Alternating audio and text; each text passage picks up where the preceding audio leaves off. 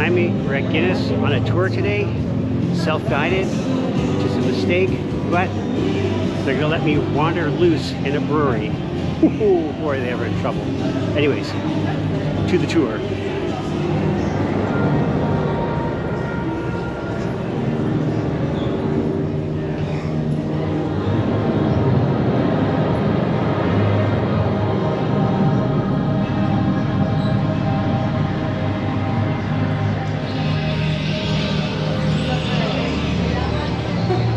Okay, I'm finding this just a little too dramatic.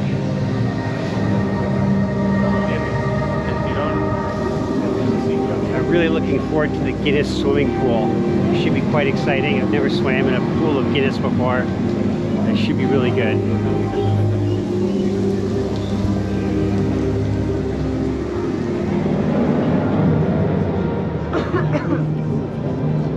It's the cake lady.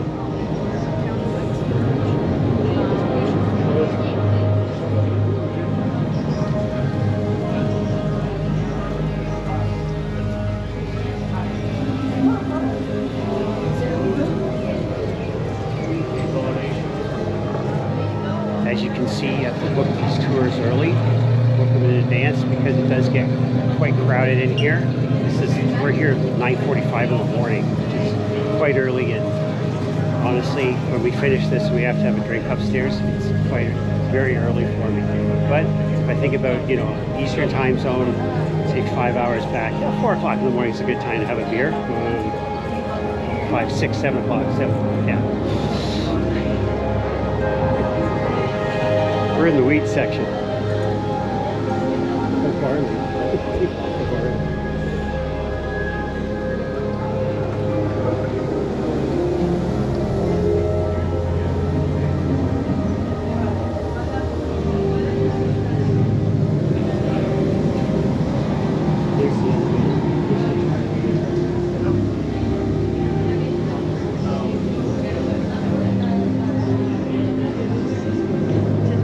Like I said, this is like 9:45 in the morning, and quite busy.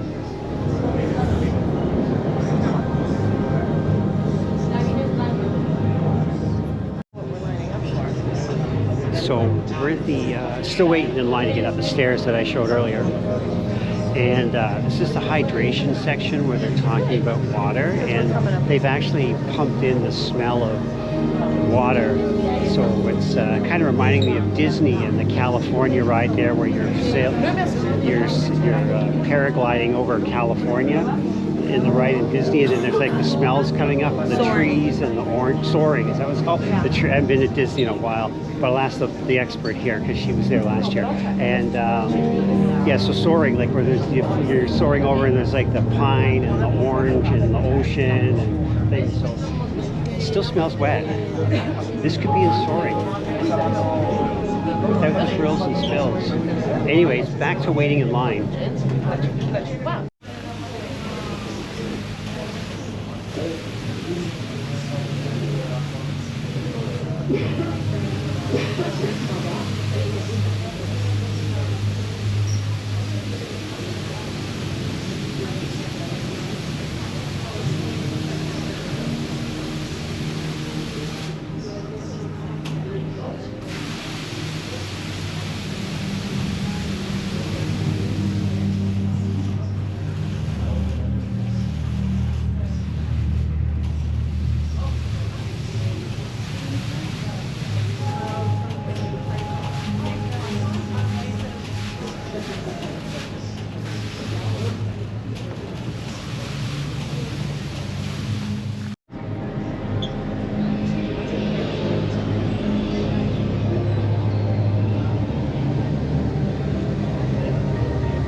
Kind of is like a ride at Disney. You're just sort of walking through a bunch of dark areas before you get to the ride. I think the ride part is the drinking of the beer. That's the ride. Oh, and the view of Dublin, of course, because you're really high up. That should be kind of cool too.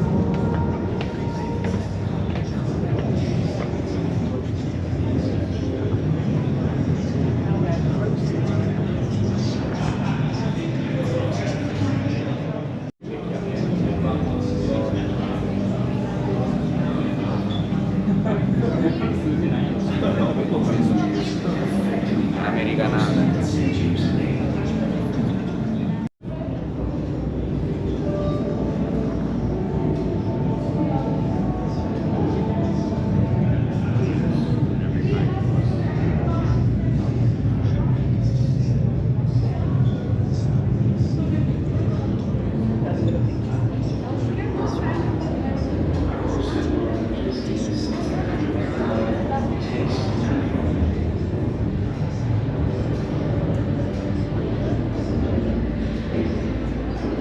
Guinness yeast is used for all our new Guinness beers. Hop Ice 13, Nitro IPA, Irish Wheat, and White Ale are among some of these beers. Guinness samples brewed from around the world are sent to St. James's Gate to be tasted.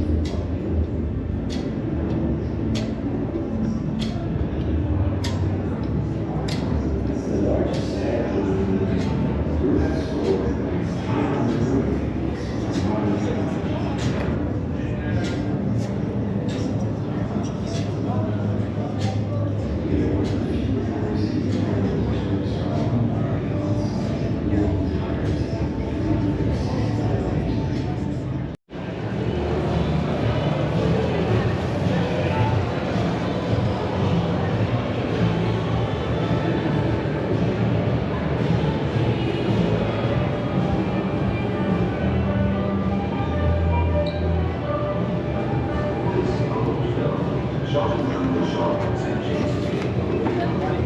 captured focal clarity the atmosphere that existed when the Cooper was still a vital cog in the Guinness wheel, and clearly shows the skill of the master Cooper and the ancient craft of coopering.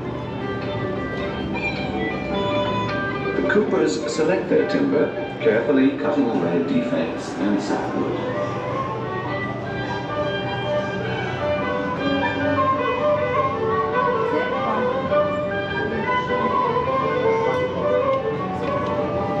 The slaves are allowed to stand for up to 5 years.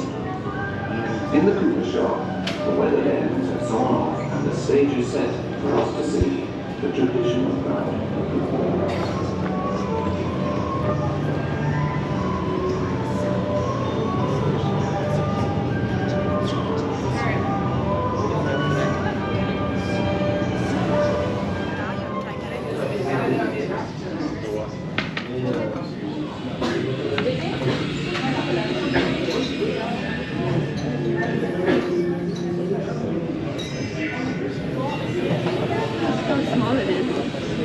Cheers!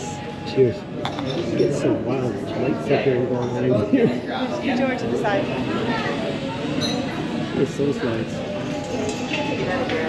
No, I'm not going to take it out. Anyways, toss himself to a small tasting Guinness. It's the perfect size for me.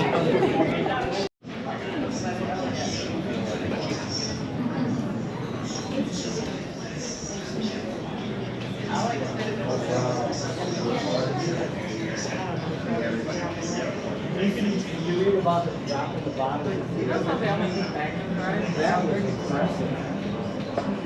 Why'd they drop bottles? You know, like a cork bottle. At least the lighting isn't flickering in here. Jar is barley from common.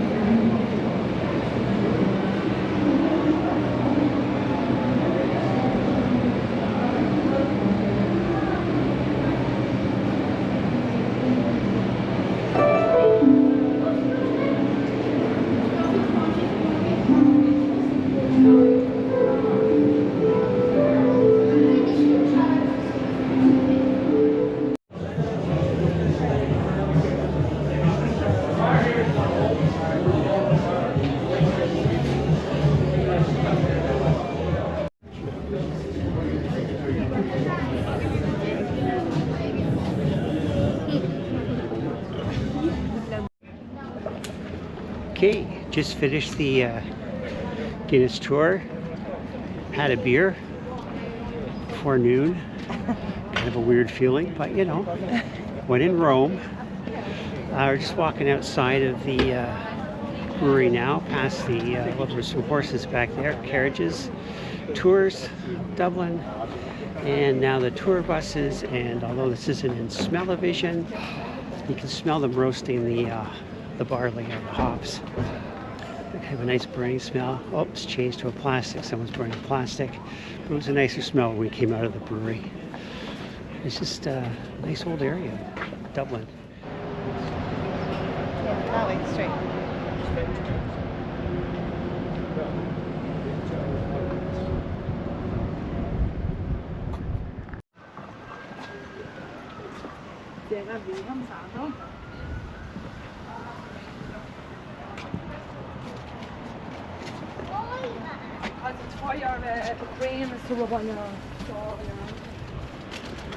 Yeah, so far so good.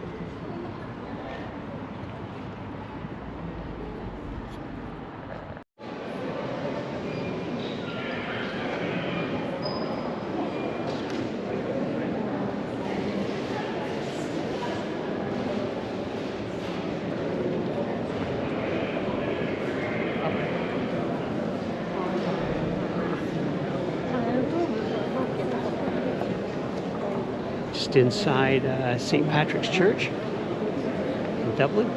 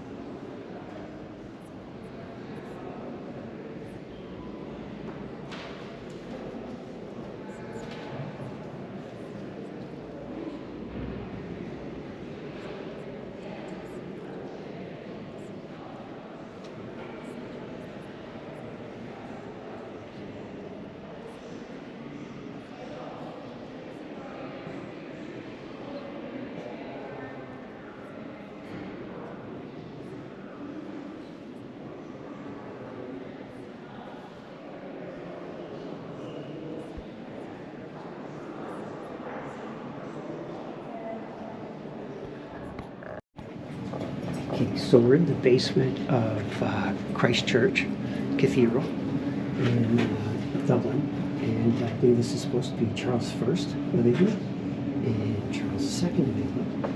Charles I of England is famous for the English Civil War, and he got his head chopped off, and that was by Oliver Cromwell, who led the English Civil War. And the interesting thing is that Oliver Cromwell was actually baptized in this church in Dublin.